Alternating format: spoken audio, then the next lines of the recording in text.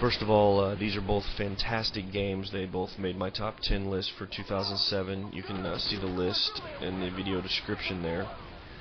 This is Call of Duty 4 here. It's on 3 platforms. It's got a lot of good advertising, and it's a good game, so obviously it's selling really well and it's really popular.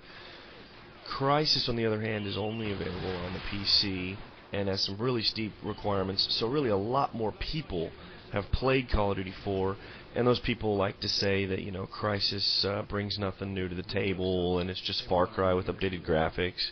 But really that's what's true of Call of Duty 4, really. I mean, see, here we are. Now, it's still a great game, but this is a horseshoe here. I just found a little pathway, and I took it, and it led me right back to my squad. You can't really explore in Call of Duty 4. It's a very linear experience. Like right here, when I was looking to the left there, we're about to head to that farmhouse out there to the left, but I can't sneak across the field. You know, it looks enticing. It looks like I should be able to, but I can't. And nor can I go this way. You know, and it's a fence, for crying out loud. I can't climb it. You know, and then it looks like you have, you know, 2 paths you can choose from, but if you go this way, you know, it's just another fence you can't climb over.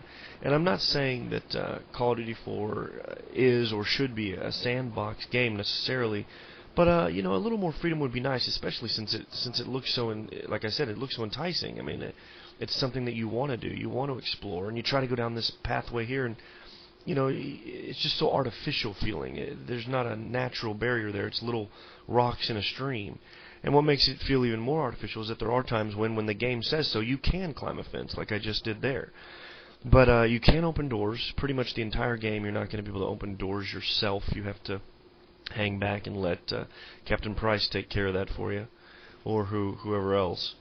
But you can't actually control that. And if you want to, say, shoot stuff down, destroy light sources, for instance, you can't. This is an invulnerable lamp. Right here's a television that should be able to be, you know, blown off the desk, but it can't be. It's invulnerable as well, doesn't move an inch. And the same is true for barrels in the game. They pretty much are perfect cover for you. You can just hide behind it. Look, these guys are shooting a barrage of bullets into it, but it doesn't move. You know, barrels are your best friend in this game. And here is a rail shooter type sequence. This is an awesome part of the game, but at the same time, it's just a rail shooter. You're not controlling anything except the gun. It's controlling your movements. There's 2 others in the game that are in a helicopter, and then another at the end where you're in a truck shooting other trucks, people in trucks coming after you. Here's a look at a comparable rail shooter sequence in Crysis. In fact, it's the only rail shooter in Crysis. And while you take a look at that, I'll just say that it's Call of Duty 4 that really doesn't do anything new. It doesn't do anything different from its predecessors. I mean, if you've played the others, really this is just a modern setting, modern guns, but you're still going through these very linear levels and with enemies that respawn constantly until you cross some sort of invisible threshold on the map. And you know, AI amounts to spawning, running to a certain point on the map, and opening fire. This here is not a rail shooter sequence. This is I'm piloting this VTOL here and shooting. For the most part, Crysis is this wide-open game with all kinds of possibilities. I've just driven a truck up onto this hill, and I'm getting out, and I can survey the valley and plan my course of action. Everywhere I'm looking, I can go. Like right there, I see a waterfall through the trees, and I'm about to look at the town hall. I've got to get into this village and rescue a hostage that's got information. She's in the schoolhouse, and the village, of course, is heavily guarded. So I can go by the ocean. You know, I can take a boat up to the beach. I can drive in guns blazing in a jeep. I can shoot the gas pumps, blow up the gas station, causing a distraction, and sneak in. Right here's the waterfall that I just looked at from a distance, and here I'm jumping over this fence with the nanosuit maximum strength function. You know, because fences don't get in your way in this game. They're not barriers for you. And that was the town hall, which I had seen from a distance. Here's this tunnel that I had seen, and here are the islands that were out in the ocean that I took a look at through the scope earlier. You can get anywhere. The barriers in this game are far more natural because it's stuff like this: sharks, huge cruisers out in the ocean that'll blow you away if you swim too far also, or natural stuff like steep cliffs that you can't expect to be able to climb. And of course, anybody who says the physics don't play a part in the gameplay, don't actually change the gameplay and improve it, or have never played the game. Because right here, you can't hide behind a tree or a barrel in Crysis, because if you do, it's just going to get shot down. It's as simple as that. You never feel safe in this game because of the physics.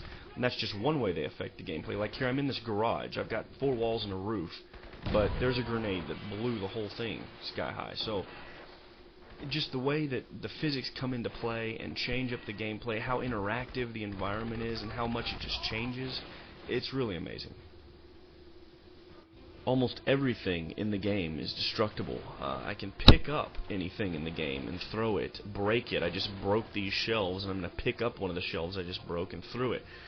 You can even use this in the jungle. You can shoot down a tree, shoot off the top part of the tree, and use that for cover. Use the green, to blend in, and it looks like, it's a plant. It looks like a big plant. And you can hide that way. I mean, everything is so destructible, and you can use the physics for offense as well. I'm cloaked here, so this guy can't see me. I shoot this tree that he's sitting under, and then the tree kills him. I mean, you can use the physics to your advantage. I can pick this up, this plant, a potted plant, and I'm going to go and I'm going to throw it and kill this guy with, maximum strength, obviously. And, you just grab the person, toss them using maximum strength, send them into whatever, and just knock them out. The game just encourages all kinds of creativity like that. I mean, you have to come up with your own style. Right here I'm shooting this guy on the dock, but I'm getting shot at from behind. See that barrel moving to my left? It's that boat out there. He's shooting at me, and I got to find some cover. Which, now, of course, probably won't last long or anything. See how that barrel moved? All the barrels move. If they get shot, they move. Now, I'm surveying my surroundings. I saw that barrel. I see the boat coming around.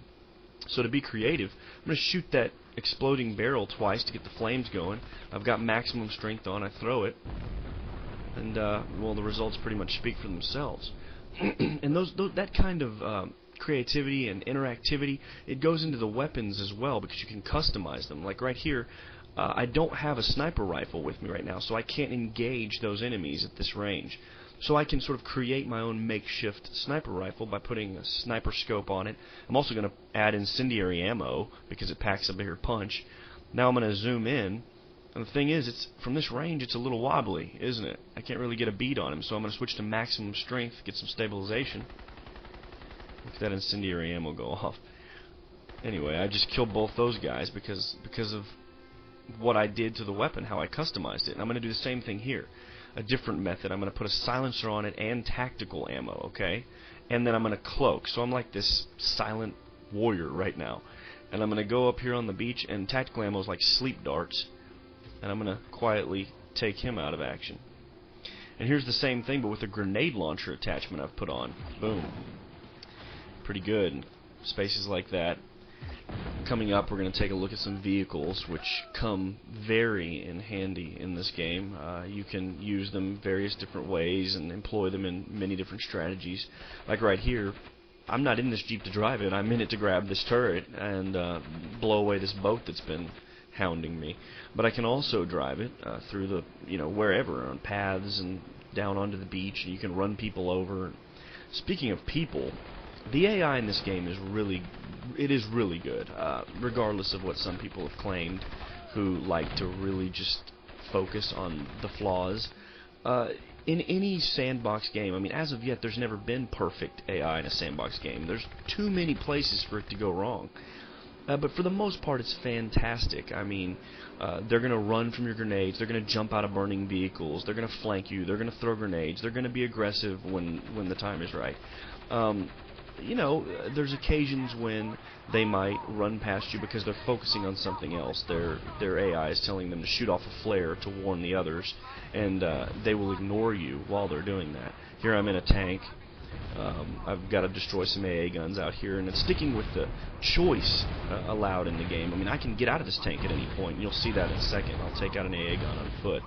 Ultimately, when all is said and done, between these two games, the real difference, it's not about the graphics, it's not about the physics.